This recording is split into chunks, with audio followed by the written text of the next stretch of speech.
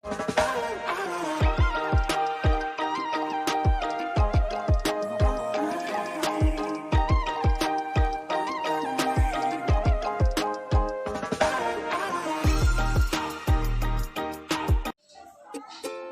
teman-teman, Assalamualaikum warahmatullahi wabarakatuh. Perkenalkan, nama saya Novianti Bawangan dari Fakultas Keguruan dan Ilmu Pendidikan, Program Studi Pendidikan Guru Sekolah Dasar, kelas A. Nah, kali ini kita akan membahas tentang jaringan otot pada manusia dan hewan. Apakah itu otot? Seperti apa gambar otot? Apa jenis otot? Simak penjelasan berikut ini.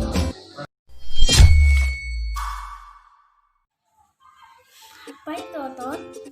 Nah, otot adalah jaringan pada manusia dan hewan yang memiliki fungsi sebagai alat gerak aktif yang menggerakkan tulang. Jaringan otot merupakan jaringan yang mampu melangsungkan kerja mekanik dengan jalan kontraksi dan relaksasi sel atau serabutnya. Otot sebagai jaringan dibina atas sel-sel otot yang berfungsi untuk pergerakan suatu alat atau bagian tubuh. Dengan kemampuan otot dalam berkontraksi, ia mengembang 3 fungsi utama, yaitu melaksanakan gerakan, memelihara postur, dan memproduksi panas. Gerakan yang dihasilkan oleh otot pada dasarnya ada 2, yaitu gerakan tubuh yang mudah diamati dan gerakan tubuh yang tidak mudah diamati. Gerakan tubuh yang mudah diamati meliputi gerak perpindahan tempat, misalnya berjalan, berlari, dan gerakan bagian tubuh tertentu, misalnya menggelengkan kepala dan melambaikan tangan.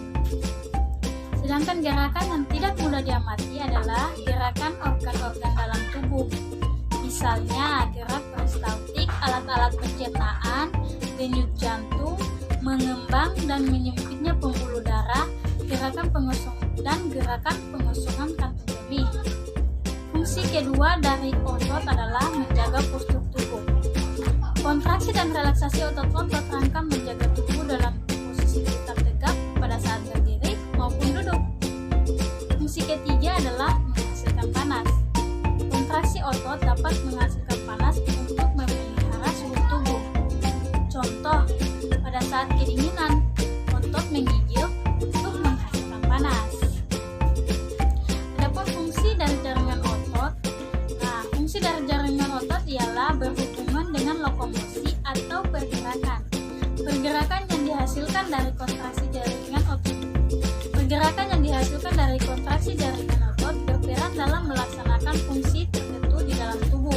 Antara lain, yang pertama, menggerakkan rangka atau tulang. Jaringan otot yang menyusun rangka atau tulang disebut dengan otot rangka. Otot ini bersama-sama menyusun sistem pergerakan yang mendukung lokomosi hewan dalam bergerak, pindah dari satu tempat ke tempat yang lain dalam berbagai tujuan. Otot berfungsi sebagai alat gerak aktif, artinya ialah pergerakan yang terjadi hasil dari kerja otot, sementara tulang membuat pergerakan otot menjadi nyata. Dalam pengertian yang lebih mudah dapat dianalogikan dengan parade pertunjukan boneka tali. Pergerakan boneka yang terjadi karena disebabkan oleh tali yang menggerakkan boneka tersebut. Otot rangka disebut juga otot lurik, karena coraknya yang berlurik-lurik bekerja di bawah pengaruh kesadaran otak atau kemauan kita. Yang kedua, menggerakkan organ-organ pencernaan. Organ-organ pencernaan mulai dari kerongkongan sampai ke anus didukung dengan jaringan otot polos. Berbeda dengan jaringan otot yang menyusun rangka, kontraksi yang dihasilkan oleh protein aktin dan myonin yang dihasilkan oleh otot polos ini jauh lebih halus dan lambat. Oleh karena itu, pergerakan yang dihasilkan oleh otot polos selalu bertahap seperti gerakan peristaltik, yakni gerakan mendorong makanan yang terjadi pada saluran pencernaan. Perbedaan selanjutnya antara otot rangka dan otot polos ialah cara kerja otot polos tidak dikontrol atas kemauan diri sendiri, melainkan terjadi di luar kesadaran. Yang ketiga, menggerakkan jantung. Jantung merupakan salah satu organ yang aktif bergerak. Pergerakan jantung amat penting karena berpengaruh terhadap kelangsungan hidup organisme. Jantung memompakan darah yang membawa senyawa-senyawa penting bagi tubuh serta mengangkat limbah metabolisme untuk dikeluarkan. Pompa jantung tak lain terjadi atas kerja otot yang menyusun jantung. Otot jantung sedikit berbeda dengan otot polos dan otot lurik. Otot jantung memiliki karakter kontraksi yang cepat dan di luar kesadaran tubuh. Yang keempat, menahan tekanan. Tekanan yang dihasilkan dari pompa jantung cukup besar.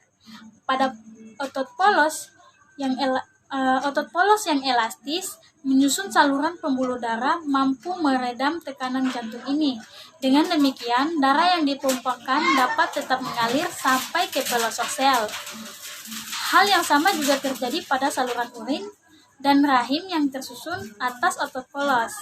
Dengan kemampuan yang elastis, rahim dapat melebar sampai 500 kali dari ukuran normal saat masa kehamilan. Sementara kantung kemih yang berfungsi sebagai menampung urin juga tersusun atas otot polos. Dengan demikian, kita dapat menahan tekanan air urin karena kemampuannya mengembang. Adapun jenis-jenis jaringan otot. Nah, kita akan bahas satu persatu. Jenis-jenis jaringan otot itu ada 3. Yang pertama otot polos, otot lurik, dan otot jantung. Otot polos. Sel otot polos bila dilihat di bawah mikroskop cahaya tidak menunjukkan adanya garis-garis melintang. Otot polos pada vertebrata termasuk manusia dapat dijumpai pada dinding dan organ-organ dalam dan pembuluh darah, saluran pencernaan makanan, uterus, kandung kemih, ureter, arteri, arteroid, dan lain sebagainya. Cara kerja otot ini dipengaruhi oleh saraf autonom, yaitu saraf simpatetik dan saraf parasimpatetik. Saraf simpatetik merupakan saraf yang berujung di pangkal sumsum tulang belakang atau medula spinalis yang terdapat di daerah dada dan pinggang. Saraf tersebut berfungsi sebagai pemacu yang dapat membuat kerja organ-organ tubuh menjadi cepat. Adapun saraf parasimpatetik merupakan saraf yang berujung satu pangkal sumsum lanjutan atau medula oblongata. Saraf ini berfungsi untuk membuat kerja organ-organ tubuh menjadi lambat. Pada bagian permukaan otot polos memiliki serabut-serabut atau fibril yang bersifat sama sehingga apabila kita amati melalui mikroskop bentuknya akan terlihat polos dan tidak memiliki garis seperti otot lain. Apabila otot polos terkena rangsangan, reaksinya akan menjadi lambat. Yang kedua, otot lurik atau otot rangka. Otot rangka tersusun atas sel-sel panjang tidak bercabang, disebut serabut otot atau muscle fiber. Serabut-serabut ini merupakan sel-sel berinti banyak atau multiseluler yang terletak pada bagian pinggir atau perifer sel. Sel-sel otot terbentuk sejak perkembangan embrionik melalui fusi dari banyak sel-sel kecil yang membentuk sinsilium. Apabila dilihat dengan mikroskop cahaya, serabut otot nampak bergaris-garis melintang. Seperti halnya sel saraf, sel otot mampu merespon terhadap rangsangan. Bila membran sel otot dikenai neurotransmitter yang dihasilkan oleh ujung saraf motor yang mensarafinya, maka membran sel otot tadi akan timbul suatu impuls bioelektrik. Impuls ini akan membran sel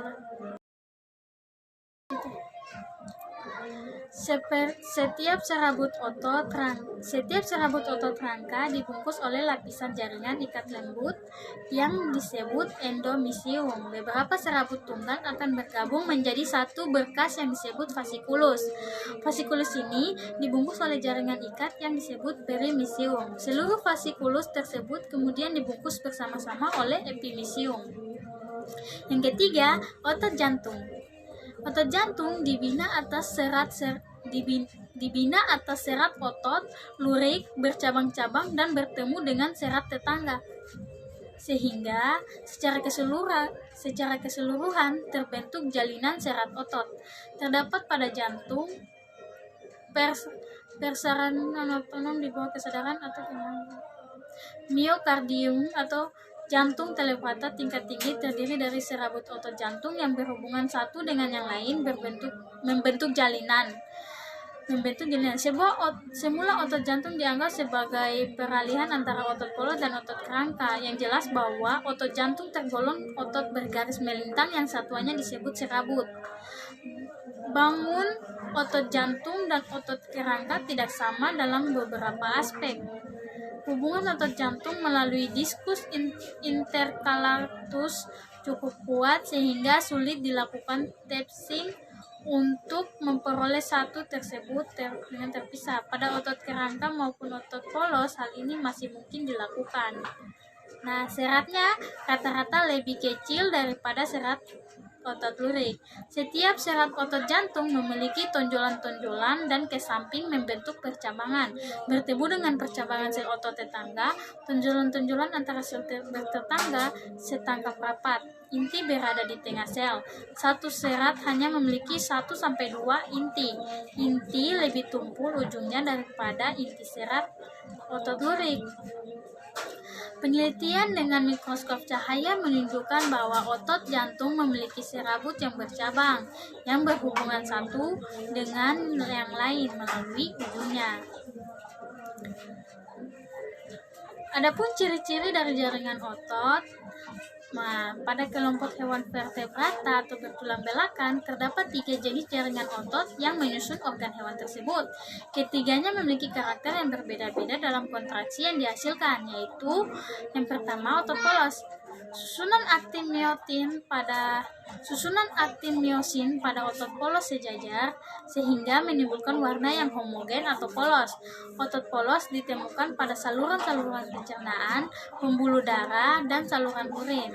Adapun ciri dari otot polos adalah yang pertama, selnya berbentuk gelondong. Elastis. Sifat elastis yang dimiliki oleh otot polos memungkinkan organ yang didukungnya memiliki kemampuan untuk mengembang atau menahan tekanan. Satu sel memiliki satu inti dan terletak di tengah. Berikutnya, satu sel memiliki satu inti dan terletak di tengah. Berikutnya, tidak dikontrol otak, kontraksi lambat dan tidak lelah. Yang kedua, otot rangka atau otot lurik. Jenis otot ini terdapat pada sistem rangka atau tulang. Otot rangka berfungsi sebagai alat gerak aktif yang menggerakkan tulang. Disebut otot lurik dikarenakan susunan protein aktin dan miosinnya saling bertumpang tindih sehingga memunculkan corak gelap dan terang. Otot rangka inilah yang disebut dengan daging. Ciri-ciri otot rangka yang membedakannya dengan otot-otot yang lain ialah sebagai berikut. Yang pertama, selnya berbentuk serabut silinder. Yang pertama, selnya berbentuk serabut panjang. Kedua, sel-sel otot rangka paling panjang dibanding sel otot lainnya. Jumlah sel otot rangka pada orang dewasa ialah tetap. Sel-selnya ini terdapat dalam bentuk bundel atau berkas yang menyusun rangka. Yang kedua, satu sel memiliki banyak inti sel yang terletak di tepi.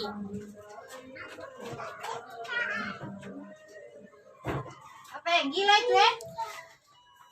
Ada yang gila kan? Karena selnya yang panjang, maka sel otot rangka memerlukan lebih dari satu inti dalam mengendalikan fungsi metabolisme di dalam sel tersebut. Letak inti sel di tepi dikarenakan susunan protein